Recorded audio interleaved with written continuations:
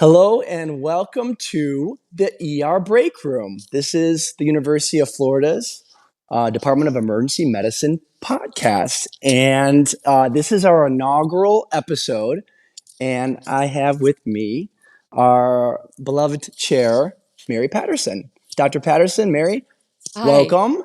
thank And here you. we are. We're doing a podcast. Yes, I can't believe this.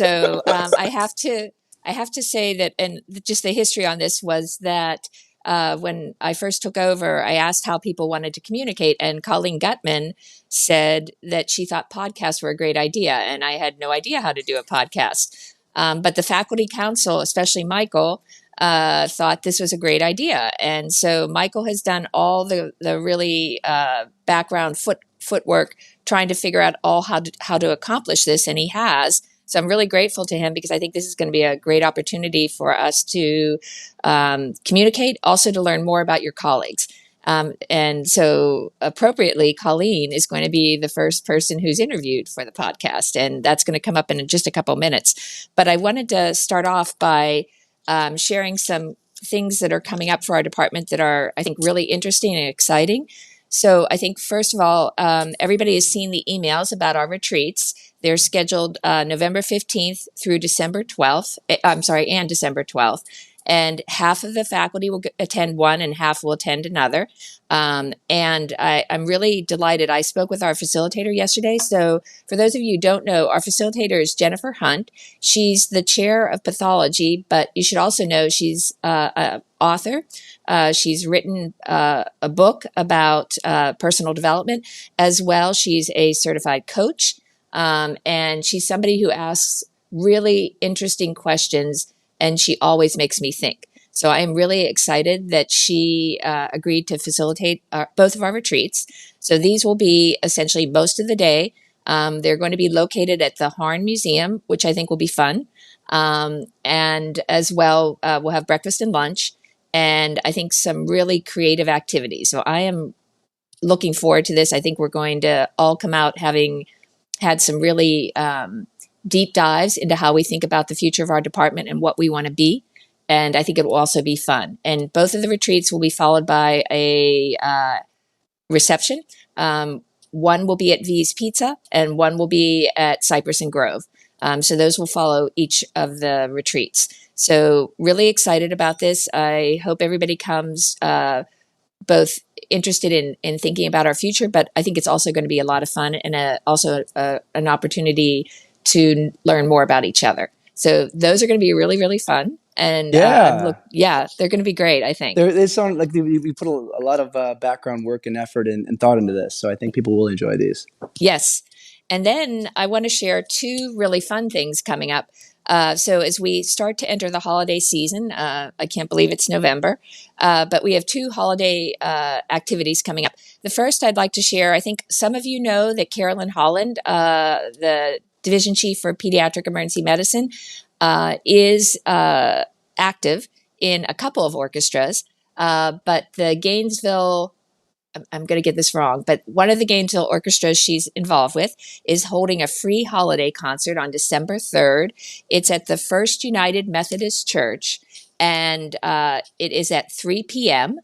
And if you haven't attended one of these, they're really fun. It's actually very high quality. And again, these are your neighbors and your colleagues. So that's at 3 p.m. on December 3rd at the First United Methodist Church. And then to follow that up, because you can make a whole day of this, our department holiday party is also December 3rd. It begins at 6 p.m. and it's at the Cade Museum. So I know a lot of you have been at the Cade Museum for various events, but it's a great venue. And we hope to see you and your significant others at the holiday party. It's a great chance to see each other outside of work, as well as it's a fun opportunity to dress up for the holidays. I know we see everybody really. There's a lot of sparkles. So this is for our faculty and our staff. So great opportunity to get together, and really it's at the sort of the beginning of the holiday season. So I think it'll set a nice beginning, a nice initiation of the holiday season for us. So we hope to see all of you there. Please RSVP. And those are my announcements for this particular podcast. Well, Mary, I for one, because I'm new to Gainesville and have not been to the Cave Museum, I kind of feel like it's like a twofer. You know, I get to hang out and see my colleagues socially and get to know them, but also get to check out one of the gems of Gainesville. Yes. So I'm very excited about that. And I'm sure, Mary, you're going to be a regular on this podcast with lots of behind the scenes, kind of previews and what's going on in the department and some shout outs and kudos to people. So thanks for pushing this forward and giving us the ability and the confidence to do this. Hey, thank you. I really appreciate you carrying this forward, learning how to do the technology, because I'm not great at technology, but you made it happen. So thank you, Michael. Well, no, I've got backup support too with some staff members. So it takes a village. Well, hello. Colleen Gutman is our featured guest of our first podcast. And she is an assistant professor here at the University of Florida Department of Emergency Medicine. Welcome, Colleen. Well, thanks, Michael. I listen to podcasts all the time. And so being on a podcast is like the highlight of my life right now. Well, I guess maybe it's a self-fulfilling prophecy because you are the partial reason why we're doing this today. Tell me about that. Well, so just to be clear, I was mostly being facetious when I suggested we do a podcast. Mary was asking for some input at faculty meeting about how people like to receive information. And all of us sort of said, I hate emails. I hate meetings, which doesn't leave too many options. And being a big podcast listener, I thought I was joking when I threw out, let's do a podcast. So here we are. So here we are. And you are the first guest. There you go. And now that means that you're obligated to listen to the podcast too. Yes. Well, I do like podcasts, so I'm all on board for that one.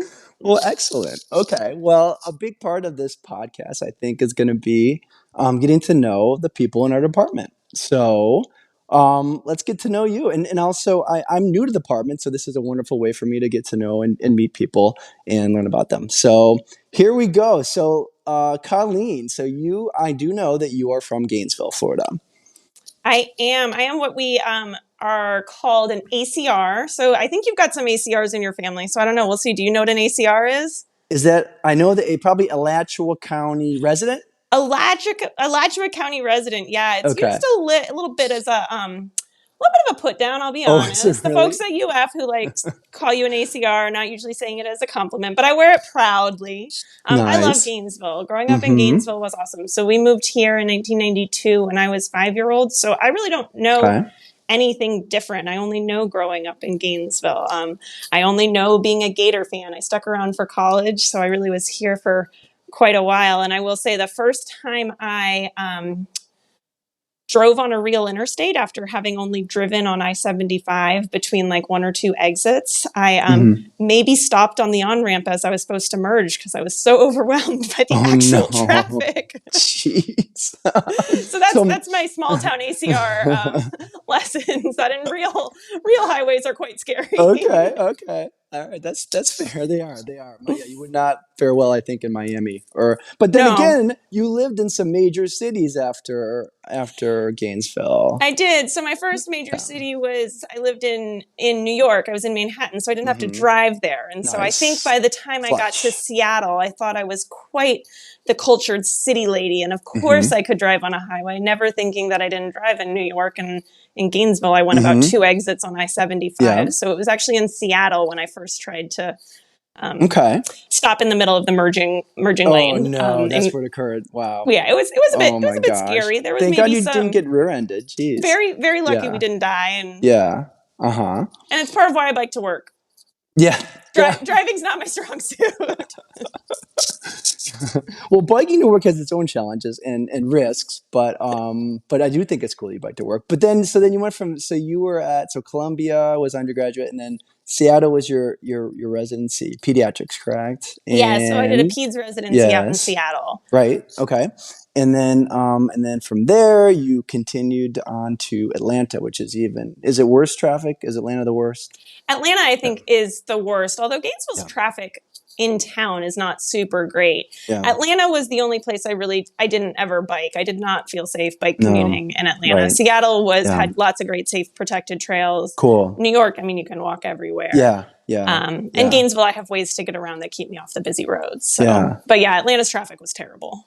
Okay. So of those places, what was your favorite? Obviously, we're in Gainesville now. And we love Gainesville, but where'd you like living the best? Oh, so definitely Gainesville's right at the top. I mean, I will Mm-hmm. say I never thought I'd be back in Gainesville, and I'm like so happy to Really? be back in Gainesville. Seattle, I think, was probably my favorite, though. I mean, my husband and I loved Seattle. We knew nothing about it when we moved out there, and it was definitely our favorite place. And I think there's a lot to say that if it wasn't so far from our families and wasn't so horribly expensive, there's a chance we might still live there, but those things really were deal breakers for us. Gotcha. But we loved the hiking and the mountains and the water and the food, and I think we had a really good community there too. My residency class was great, so Seattle is definitely on the top of that. But then Gainesville's been I mean, Gainesville's a pretty special place. Definitely. I had one of the physician assistants, and I forget her name, but when I first started, before I was even full time, had called Gainesville the vortex. And she wasn't from here, but she described it as the vortex because she says everyone leaves and they come back here for some reason. I can't understand why. So, it's such a good description. Yeah. It so is. It's a vortex. So yeah. And so you back. stay There once you you are. get here because And it's you so didn't think- good. You exactly. never expect it. You didn't think you'd love it, and you do. So okay. So of those places, and you trained. I know you're not going to toot your own horn, but you trained in some really cool and impressive like universities and programs. Was there something along that way that did you always want to be a pediatrician? I mean, is there something along the way that shaped you, or a person or experience that really made you who you are? That's a good question. So I think there's no doubt I was going to be a pediatrician. I mean, I sort of pretended otherwise in medical school, but there was no doubt of that. I think the big change happened in residency. I really thought I was going to be an outpatient general community pediatrician, was going to focus my time on advocacy. I had majored in Spanish in college, and so my plan was to go work somewhere where I could use Spanish clinically to take care of while I was taking care of patients. And it was in residency that two things happened. One was that I fell in love with PEM. So I never saw that coming. That was a total surprise and was definitely like the best surprise. And the other was I realized I really like looking at numbers and coding analyses, and that I really wanted to actually spend more of my time being a researcher, and that a lot of my advocacy interests I was actually really more interested in putting towards sort of scholarly analyses and that research part that I really thought was not ever going to be part of my life. So that was both those things sort of came up through residency and really changed the course for me. Wow. Yeah, I was going to definitely ask about research. So you're like reading my mind, my segues here and everything. So like, how did you get into that? And I feel like when you're when you're residency, sometimes you're just trying to keep your head above water and learn how to be a clinician. And was the program just designed so that they carved out time or really encouraged it? Or did you have a mentor? What happened? And especially you mentioned numbers and like digging into that kind of stuff, statistical analysis. Tell me about that. Yeah, so 100% good mentorship. So we had required research time in medical school, and at that point I was like, I'm not doing that. I'm going to do a community project and call it research. I'm not going to do research.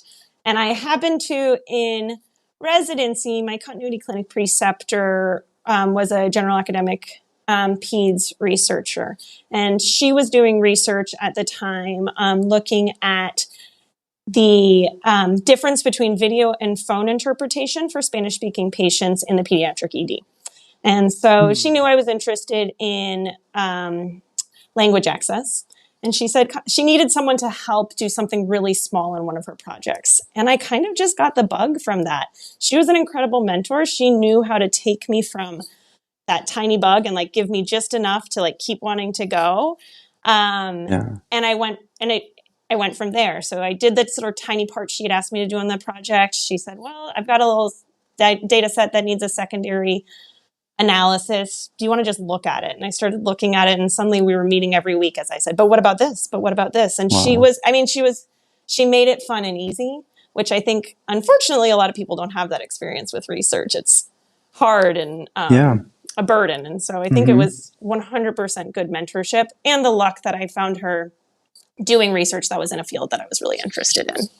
That's awesome. Very cool. And it seems like all your efforts and your endeavors are really paying off, especially this year. I think I saw just on the faculty page that you have 5 publications this year in various aspects. So you are really like killing it right now. That's What more are than I you even knew I had. So that's good to so know. what so what are you doing? Yeah, so you I want to know about your current research and then also the recent the PCARN affiliation. If you want Yeah. to dive into those 2 things for us, I would love to So hear about. And also for our non-pediatric emergency medicine crew of the faculty and staff too. totally. Yeah. So because I'm like all in on this research thing and really love it, I've really tried to work hard to make sure that I can be all in on it. Because I think you sort of alluded to it's kind of hard to do research when you don't have time for it. And so I was able to get when I got here a grant that's protecting a lot of my time. So it's a grant through the CTSI that allows me to put a lot of my time towards doing research. And so one of the big studies I'm working on right now is a study where we're looking at health disparities in the care of low-risk febrile infants. So I'm really interested overall in how do we promote health equity in the PZD. So knowing that health disparities come through from many layers, right? Does it come from community inequities? Does it come from access to care? Does it come from other social factors? I'm really interested in what's happening in that patient encounter that's contributing to health disparities. So to sort of start at that, this study looks at those low risk febrile infants. So, and I know you, Michael, you work with some peds, so you do this a little bit, but for all those listeners, all 2 of them who may not work with infants that often, if you'll remember back to med school, if you're under 60 days of age and you have a fever, you're at higher risk for an invasive bacterial infection. So we care mostly about bacteremia and meningitis. And if you're under 28 days of age, well, that's easy. You get everything: blood, urine, CSF, antibiotics. If you're 29 to 60 days of age, there's a little more nuance. And you can, if you have normal blood tests, normal urine tests, and you look well in that age group, there's very strong evidence that says you don't need an LP, you don't need antibiotics, and you can go home. Now, this is like not getting into the fact that the AAP has new guidelines that are sort of messy and mess all of that.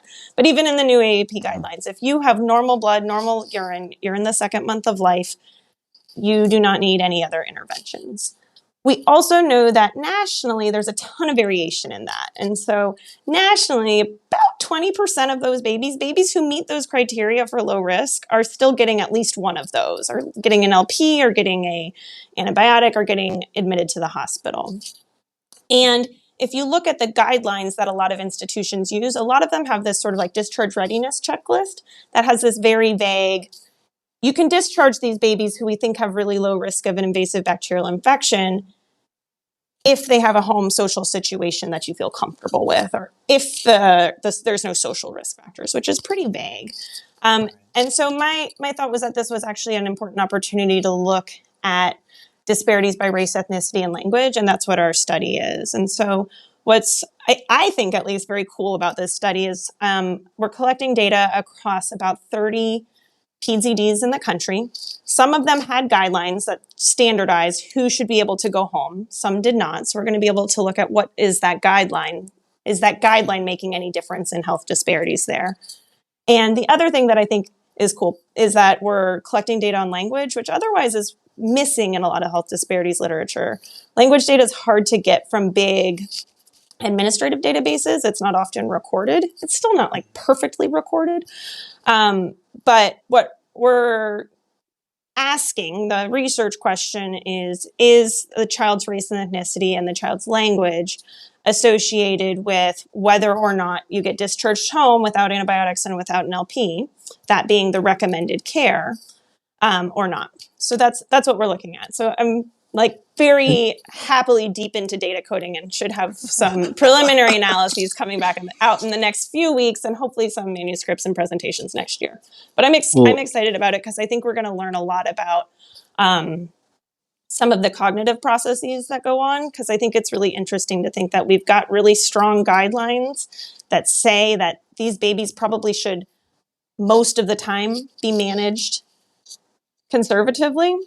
But we know there's variation, and we know that there's a recommendation that you, quote unquote, consider the social situation, which it's hard to do when you're managing 15 patients and making rapid decisions. I mean, I know I honestly don't. Right. I mean, I I don't think we're relying on objective information all the time when we make that decision. It's like a big gray box. Yeah. And your research is like jumping into there and also, trying to address disparities, which is super cool. That's really neat. That's going to be really impactful stuff, Colleen. I'm excited about it. I hope it leads to some sort of making a difference in how we do things in the future. Very cool. I think it absolutely will. Okay, so personal, like just outside of your heavy duty intellectual research stuff, and do you have any interests or hobbies? I know you mentioned the biking. You like to bike to work. You've already tried to sell me on that, which I think I'm going to be looking for a bike soon. So tell me. Really think we should start like a UFEM bicycle commuter club. I will say I'm not like. Please don't get any misconceptions. No. I'm not a cyclist. I'm not like going out and doing like 100-milers on weekends. I go to and from work. Yeah. And I will say the nice thing about biking that people forget about is you don't actually have to exercise. You can coast. Yeah. Doesn't have to be hard work. That's definitely, I think of biking as my wellness thing. I mean, it's just, I know that I have 2 young kids. I don't prioritize exercise. And this is something I can do that gets a little movement, a little bit of outdoor time.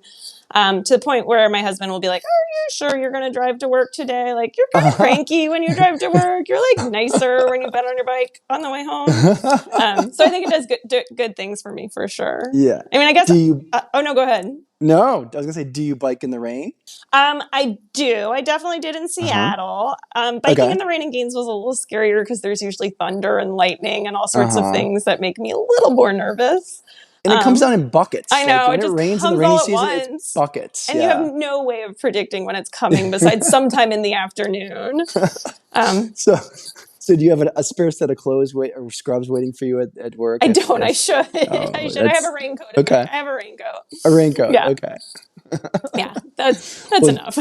Well, that's really good though, because you're building in your fitness and your de-stress time into your routine, so it doesn't take time away from your kids or family. Yeah, exactly. Or work. So no, that's really cool. Nice. What do you have any pets? I do. We have a dog. We Okay. got her 2 months into my intern year of residency, which in retrospect was a terrible idea. Like, who wants to start taking care of another living creature 2 months into residency? The time demands, right? It was not our smartest decision. But yes, we've had our dog. She's 12 years old now. But but the poor dog is pretty neglected compared to the kids. So I have a 5-year-old and a 1-year-old, and they get all the attention. The 1-year-old tries to give attention to the dog, and the dog's tail gets pulled quite a bit as a result. And I just cower in the back panicking about dog bites, but that's good to know. I hope to never see your kids in the PTR. Okay, all right. So a couple of things here.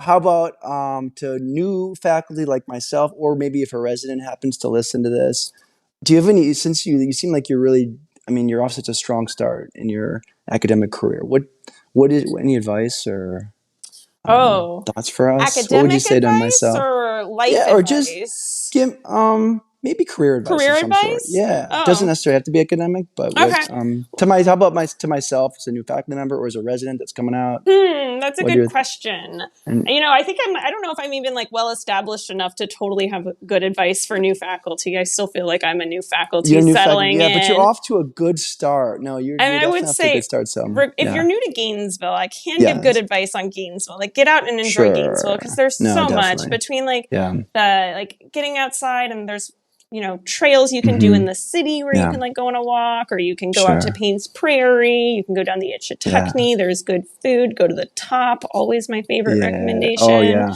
that's my favorite restaurant too. I think right now, as the ED volumes, at least on the ped side, are exploding, the advice I keep thinking back on was advice I got in fellowship, which was one of my faculty would always say, don't come in expecting a quiet night.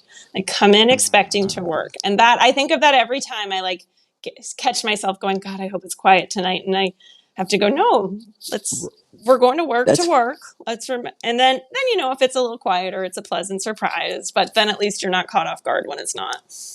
That is a wonderful advice. I'm gonna definitely take that to heart myself. Tell me, okay, since I'm just getting my feet wet in the faculty in the department side of things.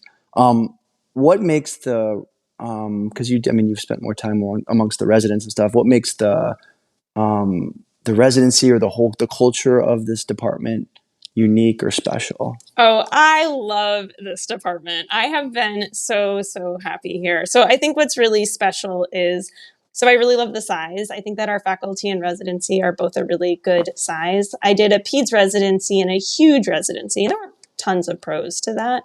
But I think the size of our faculty, the size of our residency is enough that it feels like there's a community. You're not lost in it because it's so big, but it's not only like two people and you happen to dislike two of them.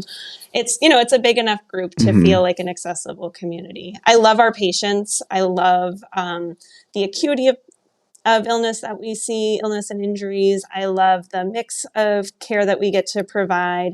I love that we work in a health system where there's a lot of integrated care throughout UF, so you can access, records from subspecialists and from PCPs when they're in the UF system. I think that makes our job a little easier.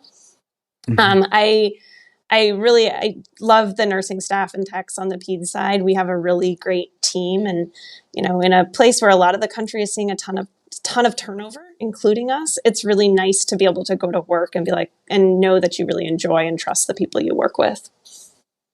That's awesome. Yeah, I just learned this past week that one of the nurses and then that nurse's daughter, the mother was the charge nurse before, and then she got booted out of the PZD because her daughter came up and now is a isn't that charge so nurse, neat? And she wanted to give isn't her, that such and a she wanted to great give her space. family I know, it's community? And they put their arms around each other and they're like mother daughter. I'm like, oh my gosh, I see it, and like it just blew my mind. So it's so like cool. the passing of the baton of the torch. It's so cool. So it's definitely true in that PZD, no doubt about it, and the other EDs too. But and I think I have probably you mentioned the vortex. Like I think especially Gainesville's that size too, where like people, you get to know people, and when their family crosses generations, you know them and you see them and you run into them, and I think it makes the community ties a lot stronger. Wow, I can't think of a better place to leave it than that. You wowed me, Colleen. I knew you'd be a great first guest. So, well, I am so excited that you're doing these podcasts. I hope that people enjoy them. I hope that they're fun and they add something to the camaraderie of the group. Yeah, I'm pretty excited to hear whoever you interview next. All right, sounds like a plan. Well, thank you, Colleen Gutman, our just superstar assistant professor that I'm sure will be shooting through the ranks. It was awesome talking to you, Michael. Have a great day. You too. I'm going to look for your research to be published very soon. Not that soon. All right. Bye, Colleen.